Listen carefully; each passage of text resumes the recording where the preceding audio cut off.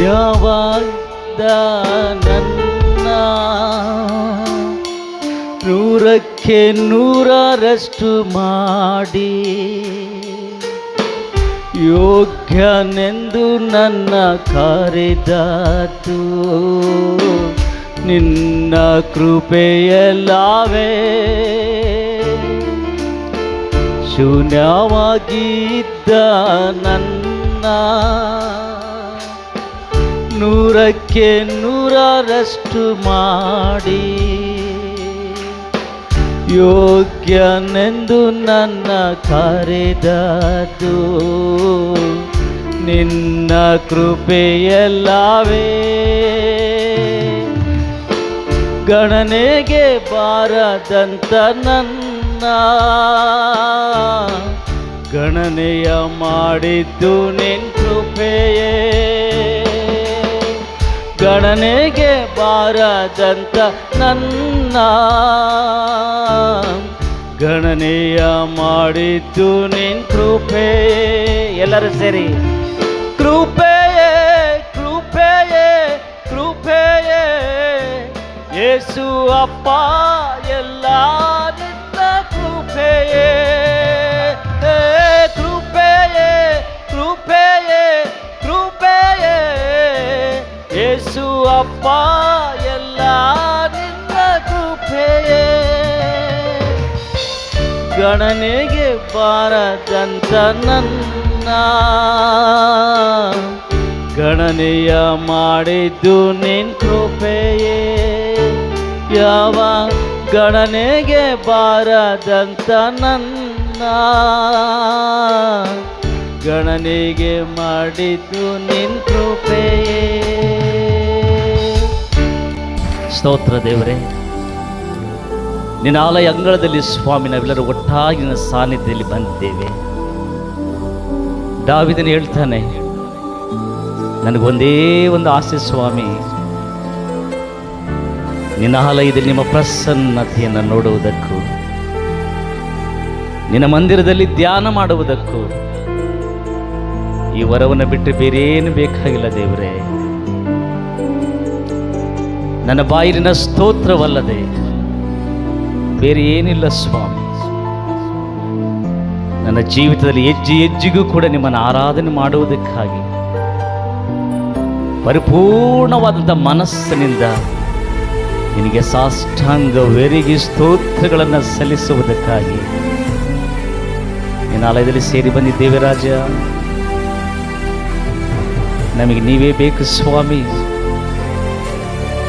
ನಮ್ಮ ಜೀವಿತ ಶೂನ್ಯವಾದಂಥದ್ದು, ನಮ್ಮ ಜೀವಿತದಲ್ಲಿ ಏನೇ ಇಲ್ಲದಾಗ್ಯೂ ನಮಗೆ ನಮ್ಮ ಅಪ್ಪ ಬೇಕು, ನಮಗೆ ನಮ್ಮ ದೇವರು ಬೇಕು, ನಮಗೆ ನಮ್ಮ ಏಸಪ್ಪ ಬೇಕು ಸ್ವಾಮಿ. ನಿನ್ನ ವಾಕ್ಯಗಳಲ್ಲಿ ಸ್ವಾಮಿ ನಾವು ಧ್ಯಾನ ಮಾಡುವಾಗ, ನಿನ್ನ ವಾಕ್ಯಗಳ ಮಾತುಗಳನ್ನು ಕೇಳುವಾಗ ನಮ್ಮೊಟ್ಟಿಗೆ ನೀವು ಮಾತನಾಡ್ರಿ, ನಮ್ಮ ಹೃದಯಗಳನ್ನು ತುಂಬಿಸ್ರಿ.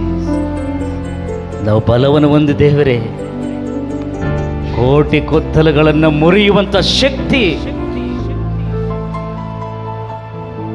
ಜೀವವುಳ್ಳ ವಾಕ್ಯಗಳ ಪುನರುತ್ಥಾನದ ಶಕ್ತಿ ಸ್ವಾಮಿ ನಾವು ಆವರಿಸಿಕೊಳ್ಳಬೇಕು. ನಾವು ಸಾಮಾನ್ಯರಲ್ಲ ಸ್ವಾಮಿ, ಲೋಕವನ್ನು ಅಲ್ಲಕಲ್ಲೋಲು ಮಾಡುವಂಥ ಜನರು.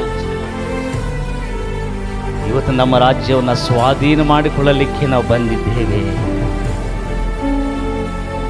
ನಮ್ಮ ರಾಜ್ಯದಲ್ಲಿ ನಮ್ಮ ದೇವರ ಅಧಿಕಾರವನ್ನು ಸ್ಥಾಪಿಸಲಿಕ್ಕೆ ನಾವು ಬಂದಿದ್ದೇವೆ. ಅದಕ್ಕಾಗಿ ನಮ್ಮನ್ನು ಪ್ರತಿಷ್ಠೆ ಮಾಡಿದ್ದೀವಿ ಸ್ವಾಮಿ. ಅದಕ್ಕಾಗಿ ನಮ್ಮನ್ನು ಕರೆದಿದ್ದೀರಿ ರಾಜ. ಅದಕ್ಕಾಗಿ ನನ್ನ ಸಾನ್ನಿಧ್ಯದಲ್ಲಿ ಈ ರೀತಿಯಾಗಿ ಬಂದು ನಿಮಗೆ ಎಲ್ಲರ ಘನಮಾನ ಮಹಿಮೆಯನ್ನು ಸಲ್ಲಿಸುತ್ತೇವೆ. ನಿನ್ನ ವಾಕ್ಯಗಳು ಕೂಡ ನಮ್ಮೊಟ್ಟಿಗೆ ಮಾತನಾಡಿ ಯೇಸುವಿನ ನಾಮದಲ್ಲಿ ಬೇಡಿದ್ದೇವೆ, ಆಮೆನ್. Hallelujah, hallelujah. ದೇವನಾಮಕ್ಕೆ ಸ್ತೋತ್ರವಾಗಲಿ. ಯೇಸು ಉತ್ತರಿಸುತ್ತಾರೆ. ಸುಮಾರು 40 ದಿವಸಗಳ ಕಾಲ ಪ್ರಾರ್ಥನಾ ಪೂರ್ವಕವಾಗಿ ದೇವರ ಸಾನ್ನಿಧ್ಯದಲ್ಲಿ ಎದುರು ನೋಡ್ತಾ ಇರುವಂಥ ಸಂದರ್ಭದಲ್ಲಿ ದೇವರು ಪ್ರತಿದಿನ ದೇವರ ವಾಕ್ಯವನ್ನು ಓದುತ್ತಾ ಇರುವಾಗ ಕೊನೆಯದಾಗಿ ಒಂದು ವಾಕ್ಯ ಓದಲಿಕ್ಕೆ ಇಷ್ಟಪಡ್ತಿದ್ದೆ. ಅದೇನಂತಂದರೆ ಯೆರೆಮೀಯ 33:3. ನನ್ನನ್ನು ಕೇಳಿಕೋ, ನಾನು ನಿನಗೆ ಸದುತ್ತರವನ್ನು ಅನುಗ್ರಹಿಸಿ ತಿಳಿಯದ ಗೂಢಾರ್ಥಗಳನ್ನು ಬಯಲುಪಡಿಸುತ್ತೇನೆ.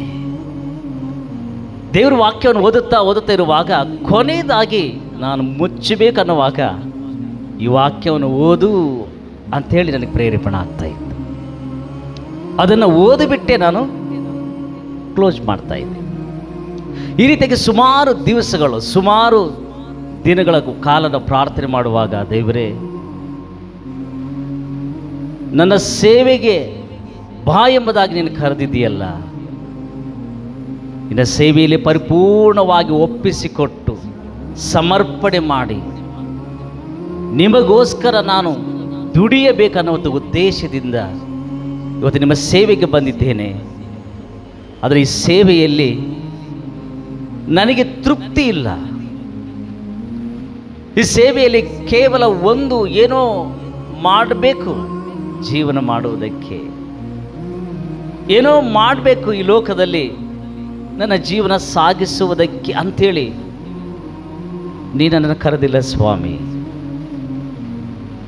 ಆದರೆ ನಿನ್ನ ಸೇವೆಯಲ್ಲಿ ಇವತ್ತು ನನ್ನ ದಾಹ, ನಮ್ಮ ದಾಹ ಕರ್ನಾಟಕ ರಾಜ್ಯದ 7 ಕೋಟಿ ಜನಗಳು, ಕರ್ನಾಟಕ ರಾಜ್ಯದ 31 ಜಿಲ್ಲೆಗಳು, ಕರ್ನಾಟಕ ರಾಜ್ಯದ 30,000 ಗ್ರಾಮಗಳು, ಇದೇ ನನ್ನ ದಾಹ.